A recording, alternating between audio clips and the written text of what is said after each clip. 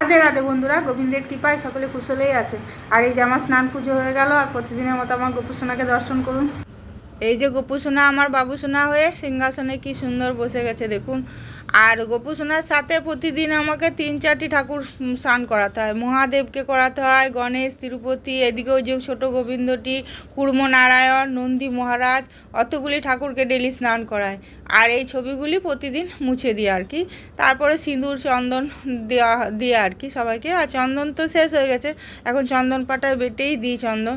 আর এদিকে সকালে রুমুসোনাকে উপমা বানিয়ে দিয়েছিলাম। রাত্রে সবজিটা আপনার কেটেই রেখেছিলাম, কেটে ধুয়ে আর ফ্রিজে রেখে দিয়েছিলাম। এই উপমা খেতে আমার মাও খুব ভালোবাসে জানেন।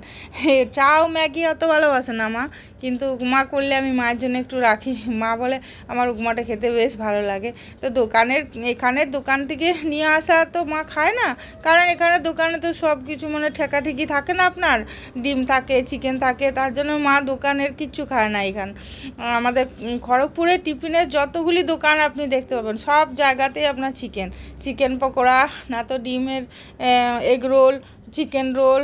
তো তার জন্য মা কোনো কিছু খায় না। যে নিরামিষ দোকান যদি থাকে, মানে নিরামিষ দোকান থেকে আনলে তবেই খায় আর কি, না তো খায় না। তো বাড়িতে বানালে ওর জন্য মায়ের জন্য রেখে দিই আর কি। আর চাও ম্যাগি খায় অল্প অল্প, কিন্তু উপমাটাই বেশি ভালোবাসে। আর রিবুসোনা উপমা খেতে আগে ভালোবাসতো না, এখন ভালোবাসে। অনেকটা জল দেওয়া হয়ে গেল আপনার। আর এদিকে এই যে লিকার চাও আপনার বসিয়ে দিয়েছি, এই যে শুকিয়ে গেছে। তো বেশি শুকনো করবো না আপনার, একটু মানে কাতকাতা ভাব রাখবো, কারণ ঘুগনি নেই না, ঘুগনি দিয়ে খেতে এটা বেশি ভালো লাগে আপনার। এই যে রিমুসোনাকে দিয়ে দিলাম একটা আপেল, উপমা, আর এই যে জল। রিমুসোনা এই 3 দিন পরে আপনার স্কুলে গেছে, পায়ে ব্যথা কমেনি, তাও আজকে গেছে আপনার স্কুলে। এদিকে পুজো দিয়ে বেরিয়ে আপনার ভাত, ডাল আর বাঁধাকপিটা বসিয়ে দিলাম।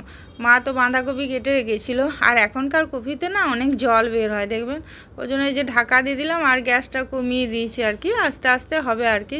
আর মাছের মাথা তো আপনার 8টা জমা হয়ে গেছিলো জানেন। তো কি করলাম, কাজের যে মেয়েটি আমার ঘর মুছে আর কি, ঘর মুছে কাপড় জামা ধুয়ে ওকে দিয়ে দিলাম।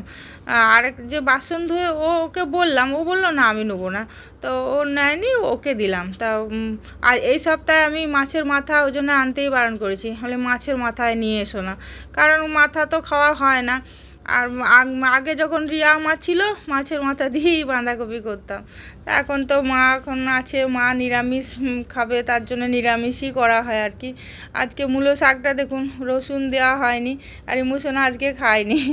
মা তো সেই 5 ফোড়ন, আর মা মূলো শাকটা ভাজা করেছিল আর কি আমি আসার আগে, মূলো শাক ভাজা আর করলা আলু ভাজা। তো 5 ফোড়ন দিয়ে ছক দিয়েছে, রুমসোনা খায়নি, ওর বাবাও খাবে না বলছিল, ওর বাবা বললাম তুমি তো খাও। এই যে মাছগুলো সুন্দর করে আপনার ভেজে নিলাম, আজকে মাছের কালিয়াই করব আর কি। ভাবছিলাম ঝাল করব, তারপর না কালিয়াই করি।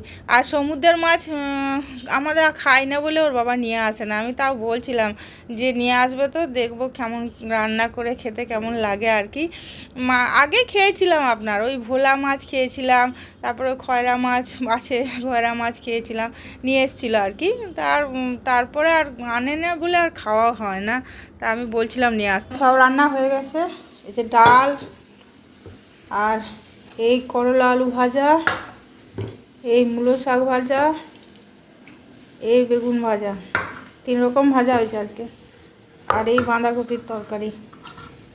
মাছটা হচ্ছে, মাছটা এখনও আনিনি টেবিলে, মায়ের ভাতটাকে গুছিয়ে নিই, তারপরে মাছটা আনবো আর কি। ঠিক আছে, তাহলে খাওয়া দাওয়া করুন। হ্যাঁ, আমরাও খাওয়া দাওয়া করি। এদিকে আবার মায়ের জন্য একটু পোস্ত বাটি করে বসিয়ে দিলাম, আপনার একটু কাঁচা তেল আর একটু নুন দিয়ে বসিয়ে দিলাম। এই যে দুপুরের লাঞ্চ নিয়ে চলে আসলাম। আজকে কি করেছি চলুন দেখাই আপনাদের। এই বেগুন ভাজা, মূলো শাক ভাজা, করলা আলু ভাজা, আর এই পেঁপে দিয়ে ডাল, আর বাঁধাকপির তরকারি, আর এই মাছের কালিয়া। ঠিক আছে, তাহলে খাওয়া দাওয়া করুন। হ্যাঁ, ঠিক আছে, তাহলে ব্লগটা আমি এখানেই শেষ করছি। ভালো থাকবেন, সুস্থ থাকবেন, আর সাবধানে তো অবশ্যই থাকবেন, ভীষণ ঠান্ডা পড়েছে।